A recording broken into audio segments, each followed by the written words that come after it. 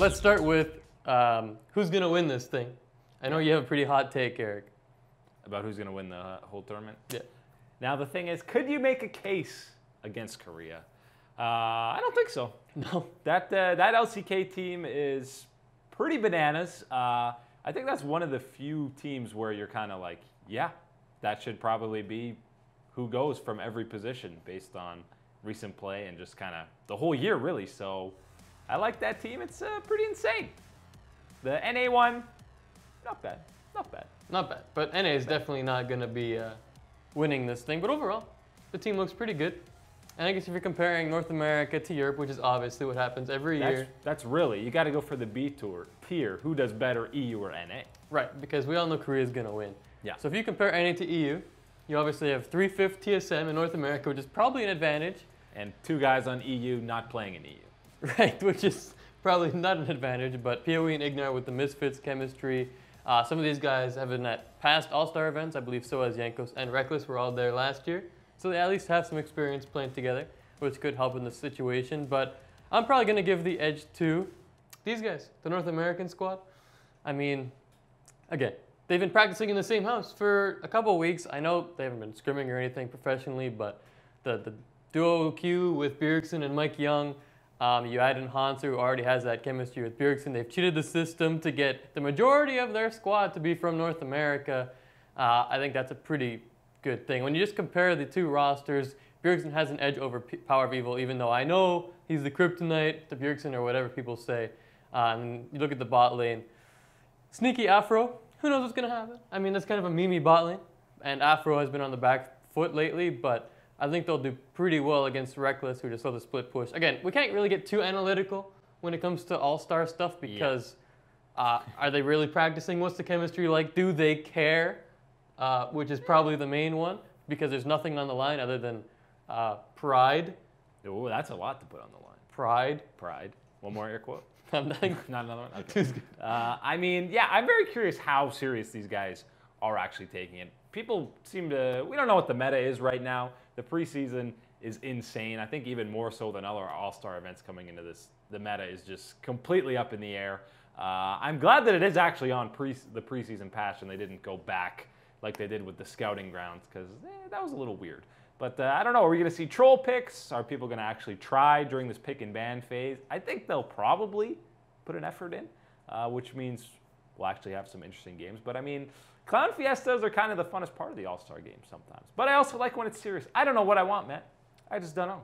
Yeah, I don't know. Do you want to cheer on your region, which isn't really your region anymore because it's just full of people from other countries and whatnot? Or the West. The West, yeah, the West. Or do we want to see things like Zoe come out on the big stage and see some of the best players play their pocket picks, like in past years with Uzi on Vayne and that kind of thing? That's kind of what I feel like All-Star events is all about, getting your chance on that big stage and doing what you can with them rather than going all in for your region to win. So that's what I'm kind of looking forward to, more so than just, oh, NA versus EU in a meaningless match. Oh, it's never meaningless when it's EU. Of course not. But you know what I'm getting at. I think what I'm honestly more looking forward to over that is the 1v1 of it. You're hyped for the 1v1? I think it's always kind of a fun thing. I know some people don't like it, and usually the end result is people clamoring for the release of that 1v1 map so you can actually do it on your own private servers and whatnot. But I kind of like it. And I know last year it was Uzi who came out on top. The year before, 2015, Bjergsen was the victor.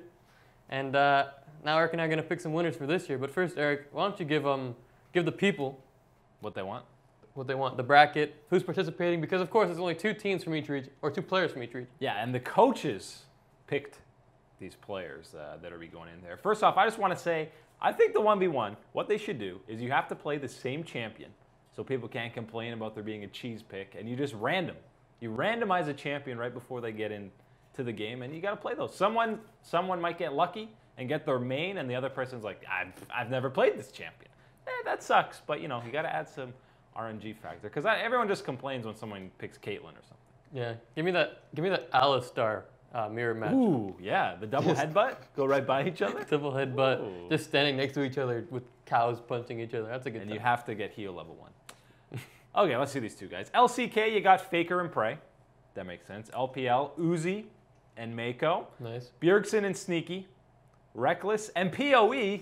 You got it. They put PoE just That's for a meme. The That's Bjergsen 100% factor, and he's a pretty juicy topic right now. Frozen and Zeitnot from Turkey. Frozen apparently making 200K a year heading into next season with Fenerbahce. That's not so bad. Then we got Vert and Bert, which is BRTT and Vivaver from Brazil. Sword Art and Fofo from the LMS. And Levi and the last-minute sub Jisoo for the GPL. All 4 guys, all 5 excluding Levi, had to sub out due to visa issues for the GPL. So it's pretty much Levi and 4 subs, which is like his normal team. Not all-stars. No. It's just 4 guys from the GPL and Levi. Yeah. Some of the interesting matchups in that opening bracket for the 1v1. The most interesting one is definitely got to be Uzi versus Levi. That's a pretty interesting one. And, of course, Faker and our boy Vert. That seems like a 1-16 matchup. Yes. 1 seed versus 16 seed. I don't know how they did this bracket. It seems pretty random. But Uzi and Levi is the most interesting one for me.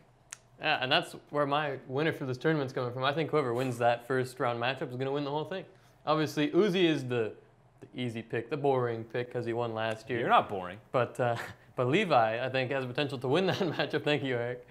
And run the tables. I mean, he's a mechanically skilled guy who loves to be aggressive. So maybe some cheesy level 1 or level 2 strats coming out of Levi. I'm pretty sure he'll be taking this pretty seriously as a 96% vote-in from the GPL. Yeah, and especially with 4 subs, as we mentioned, coming in. I think this is going to be the Levi show. Anything to do with the GPL, anything to do with that team. It's going to be all about Levi in their games. He's going to be playing, I don't know, Master Yi and Jax, Shyvana just farming all game, not even going to gank a lane, just trying to get ahead. And he's going to try and show off in these 1v1 matches. I feel like he still wants a job outside of the GPL, so he's going to be super invested in this, I'm feeling like, and really trying to show off.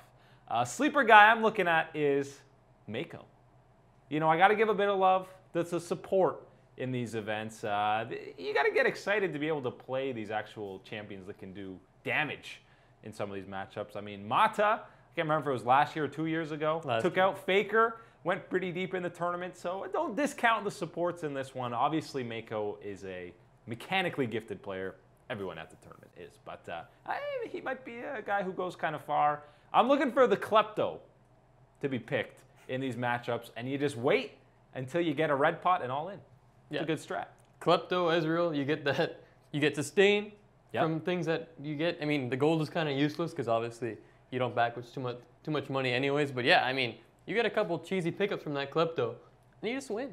That's kind of annoying. You got to spin the wheel of RNG. That's how you get far in the 1v1 tournament. That's how you do it. But so your winner is Mako, or is that just your sleeper? I think Mako could win, go far. It doesn't seem to be the guy you'd expect in a lot of these, even though it was Bjergsen and Uzi. So that might be guys you kind of expect. But there's always a couple of guys who go pretty deep in the bracket, and this year the bracket's pretty small. It's only 16 guys, so you never know. But no fire and ice this year. It's everyone representing their own regions, so it's back to the way it should be. So All-Star starts tomorrow. First match of the day, North America against CBLOL. CBLOL. I got to say, NA does have an easier group than EU because that's really all this All-Stars event is for, comparing EU and NA, right? But I hope that the 4 getting out of groups are just China, Korea, NA, and EU because that's the most interesting, right? The LMS flame, man, come on. I'm sorry, LMS is the 5th region. There you go. Sorry, boys. Make sure to like, comment, and subscribe for more esports content.